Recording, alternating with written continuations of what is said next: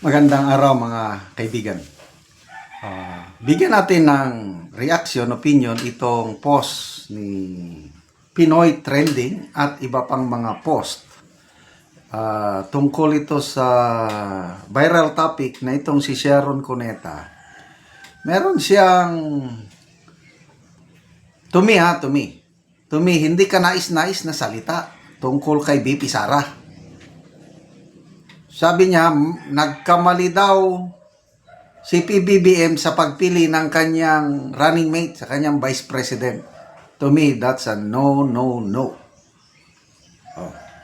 Sharon Cuneta, sinabing mali ang pagpili ni PBBM kay Sara Duterte bilang vice presidente.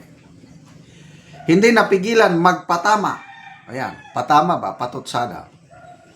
Ni megastar Sharon Cuneta kay megastar noon, ngayon bituing wala nang ningning. To me, there is only one superstar, that's Nora Honor. Megastar kuno. Sharon Cuneta kay Vice President Sara Duterte sa isang pagtitipon na dinaluhan ni Pangulong Ferdinand Marcos Jr. at First Lady Liza Marcos. Sa Evening with the Stars na ginanap sa Maynila, nagbiro si Cuneta tungkol sa pagkakamali ni Marcos na piliin si Duterte bilang katandem noong 2022. Mali your choice for BP, no? Kasama sa audience ang asawa ni Cuneta na si Senator Kiko Pangilitan na nilampaso ni Duterte noong 2022. Matatanda ng dating magkaibigan sina Cuneta at Duterte, ngunit nagtapos ito dahil sa sama ng loob ng megastar. Nadismaya si Cuneta noong sinuportahan ni Duterte ang kalaban ng kapatid ni Cuneta na tumakbo noon na pagkaalkalde sa Pasay. Basa muna tayo sa mga reaksyon ng mga tao bago ako magkomento. Dahil to me, I don't know kung pabiro lang niya, kailang malayo sa katotohanan. Yung sabi ng Sharon Cuneta ang bituing walang ningning, kanta ba niya yon? Yung pelikula niya, Bituing Walang Ningning. Pinapanood ko siya noon eh. Paborito ko siya noon bilang singer, bilang artista. Kaya lang, sorry na lang, pagdating sa politika, huwag niyong pagsalitaan ng hindi ka nice ang aming mahal na Vice President dahil aalma kami. Tingnan niyo. People who reacted. 24,000 nag-react, 19,000 ang tumatawa, 2,000 ang galit. Dami. 2,600 lang ang nag-like. So, ilang percentage yan? Estimate ko lang. Mga 90% ang ayaw o tumatawa, galit kay Cuneta. 10% lang ang naniniwala sa kanya. Okay. So, ano ba talaga ang nangyari? Madam Shawi Cuneta, sino ang lumapit? Sino ang namili ng sino? Si Senator Amy, Manang Amy mismo ang nagkwento dahil siya yung negotiator. Itong mga Marcos na nangangarap na makabalik sa national limelight, natalo pagka vice presidente itong Marcos Jr. na ito, gusto ulit tumakbo bilang vice presidente noong 2022. So lumapit sila sa frontrunner na si then Mayor Inday Sara, nakikiusap lang na kung pwede gawin ni Mayor Sara si BBM na running mate vice presidente. Yun po ang katotohanan, bituing walang ningning Sharon Cuneta. Yun ang katotohanan. And I know, alam mo, bakit magbiro ka na mali ang pagpili mo? Sa hindi nasang twist of events, dahil si BP Sara hindi siya kapit toko, hindi siya sakim sa posisyon, sabi nga niya, the presidency is in my hands in 2022. Kung ginusto niyang maging presidente, siya na sana ang presidente ngayon. Kailang mapagbigay po ang aming minamahal na BP Sara. Pinagbigyan niya si Marcos Jr. Sige, ikaw na lang ang tatakbong presidente. Ako lang muna ang vice presidente mo.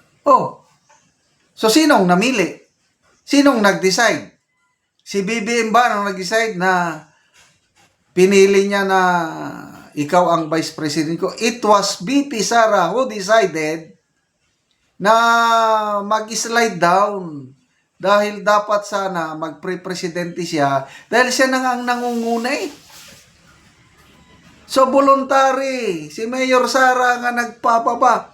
Siya ang naglagay sa sarili niya na mag-vice president siya, hindi si Marcos Jr. Madam Sharon Cuneta bituing walang ningning. Tapos sasabihin niyo mali. Tanong. Granting, tumakbo pa rin si Marcos Jr. na presidente. Kailang iba ang running mate niya? Sabihin na lang natin si Kiko Pangilinan. Do you think Marcos Jr. is the president now? Kasi kung tumakbo si Marcos Jr. na presidente, tumakbo rin si Mayor Inday Sara, sigurado mananalo si BP Sara. Kung tumakbo si Marcos Jr. na presidente, iba ang running mate niya, baka tatalunin siya ni Madam Lenny. Kaya huwag kayong, I don't know, how do I call it? Biro ba ito o ano? Aalmahan namin ito. Basa tayo sa mga comments, ha? Dario Salupan, tanong lang ha, ngagba ka ba? Buti pa grade 1 alam ang istorya, bakit sila nagkatandem? Correct.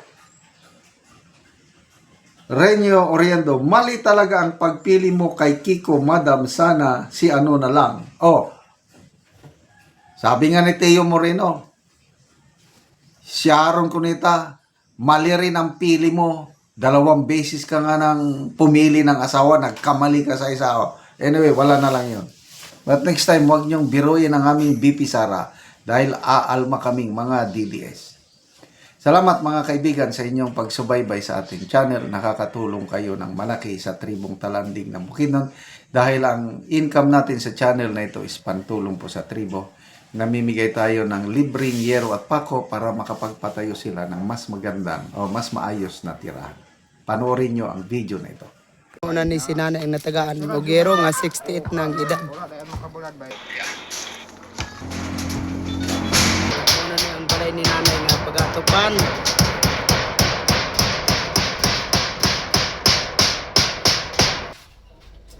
So muna ni ang mga anak ni nanay nga nitabang siya kay si nanay usa naman siya kabalo.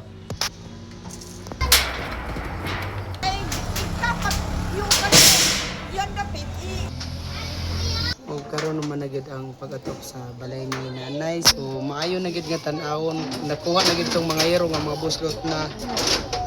Mao na ni si nanay ang gitabangan. So nanay, nakaatop na gyud ka. Ay, salamat ka kawa nagyoy ulan. Makatuyod ako gid ako, di na ko makagakungkong. Oo. Kaya na wala nang ulan kaya. Ato pa naman yun. Salamat sa ka. So gitabangan ka nanay sa imong anak ug masamong nanay. Oh, Kay balo naman ka. Oo. Pila na nanay ka tuig sa imong pagkabalo? Magduha karong March 25. March 25, magduha na ka tuig. Oo. So ang imong panginabuhian nanay, so unsa man asa ka magkuha? Kaning kamutan lang na ako kung naay akong kuanan nga ihatag sa ako sa akong mga anak. Pagkasaligra ko sa akong mga anak. Nasaligra ka sa imong mga anak. Oo, batag. Tungod man gud sa akong sakit nga high blood. Tungod sa imong sakit nga high blood. Oh, dili ko pakabuwad kayo init. Oo. So maayo na gid nanay dili na makatulog na ka og tarong. Tulog na, makatuyod na ko di na magtikungkong. Oo. Salamat sa Ginoo. Ug ang nagtabang sa sinog sa dako kaayong salamat nako nga naagyaw pinakaluwas sa ako. Nawala gyapon ko sa ulan. Ano man ka matulog ko ani nga tikungkong ana man go. Ani tulog ko. Daghang gyud kaayong salamat ang nagkuan sa sinog. Oo. So Iya kong gitabangan. Oo, Oo. salamat kayo nanay. Salamat po sa sakrimen sa Ginoo, sa Ginoo bangan og sin. Oo. Salamat kayo sa nag Oo.